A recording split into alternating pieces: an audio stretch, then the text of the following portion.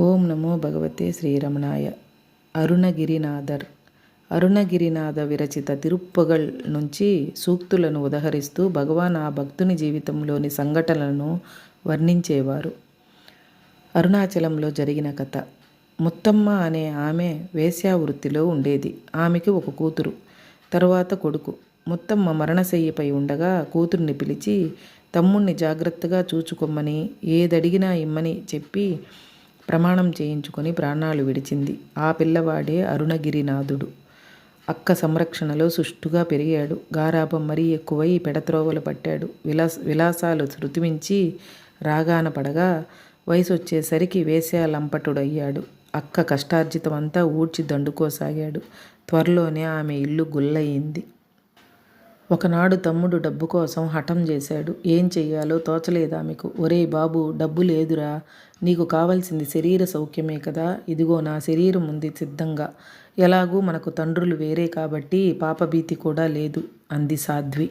తమ్ముడి కళ్ళకు కమ్మిన పొరలన్నీ విడిపోయాయి. బుర్ర తిరిగిపోయింది. అక్కకు అందకుండా పరుగు తీశాడు.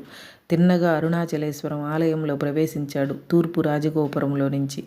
దాని తర్వాత ఉన్న మరో చిన్న గోపురం మీదకు ఎక్కి తన పాప పంకిలమైన జీవితాన్ని అంతం చేసేందుకు ముందు వెనుకలు చూడకుండా కళ్ళు మూసుకొని కిందకు దూకేశాడు. ఆ గోపురం వద్దనే సుబ్రహ్మణ్యేశ్వరుని స్వామి సన్నిధి ఉంది. స్వామి తన పవిత్ర హస్తాలను చాచి అతడిని కాపాడాడు. రుద్రాక్షల జపమాలను ఇచ్చి నాలుకపై శరవణ భవ అనే తన షడక్షర మంత్రాన్ని వ్రాసి దీక్షనిచ్చారు. ఇప్పుడు అరుణగిరినాథుడు ఒక యోగి, భక్తుడు, వాగ్గేయకారుడు. సంగీత శ్యామలాదేవి అతని నాలుకను వేదిక చేసుకొని సంకీర్తన నృత్యం చేయసాగింది. సుబ్రహ్మణ్యేశ్వరుని మీద వేల కొద్ది కీర్తనలు పాడాడు. ఇప్పటికీ అవి తిరుప్పుగల్ అనే పేరుతో సజీవంగా నిలిచాయి. అతన్ని రక్షించిన స్వామి సన్నిధి గోపుర సుబ్రహ్మణ్యేశ్వర కోవెలగా ప్రసిద్ధమైంది. అతని కాలంలో ఆ ప్రాంతాన్ని ప్రౌఢరే దేవరాయలు పాలించేవాడు. రాయలకు అతడంటే అభిమానం. అయితే అతని ఆస్థాన కవి సంబంధ అండన్కు ఇది అసూయా కారణమైంది. అరుణగిరినాథుడు నిజమైన భక్తుడైతే రాజుకు సుబ్రహ్మణ్యుని దర్శనం చేయించవచ్చు కదా అన్నాడు.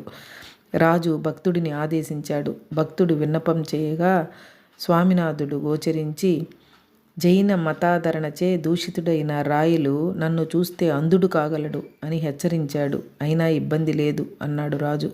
అరుణగిరినాథుడు మురుగేసును గూర్చి సంకీర్తన చేయగా నాట్య మండపంలోని ఈశాన్య స్తంభంలో స్వామి గోచరించారు. ప్రౌఢ దేవరాయల కళ్ళల్లో దీపావళి వెలిగి అంతలోనే అమావాస్య మిగిలింది. భక్తుని వైభవం ప్రఖ్యాతమైంది. స్వామి స్తంభంపై వెలిసిన ఆ సన్నిధి స్తంభ సుబ్రహ్మణ్య స్వామి కంబత్తు ఇలయనార్ కోవెలగా దర్శనమిస్తోంది. జైనుడి కక్ష ఇంకా బలపడింది. అతడి ప్రేరణపై రాజు అరుణగిరినాథుడిని స్వర్గానికి వెళ్ళి పారిజాత సుమాలను తీసుకుని రావాల్సిందిగా కోరాడు. రాజుపై కరుణతో యోగ విద్యా కోవిదుడైన అరుణగిరి తన శరీరాన్ని వీడి పరకాయ ప్రవేశ విద్యతో ఒక చిలుక శరీరంలో ప్రవేశించి స్వర్గానికి ఎగిరాడు. తన విద్యా చమత్కృతితో పారిజాత పుష్పాలను సేకరించి తిరిగి వచ్చుచుండగా దుష్టుడైన సంబంధ ఆండన్ అతని శరీరాన్ని కపటోపాయంతో దహనం చేశాడని గ్రహించాడు. చేసేది లేక అరుణగిరినాథుడు చిలుకగానే ఉండి ఆలయ గోపురంలో నివసిస్తూ స్కంద అనుభూతి అనే కావ్యాన్ని నిర్మించాడు. హరే రమణ.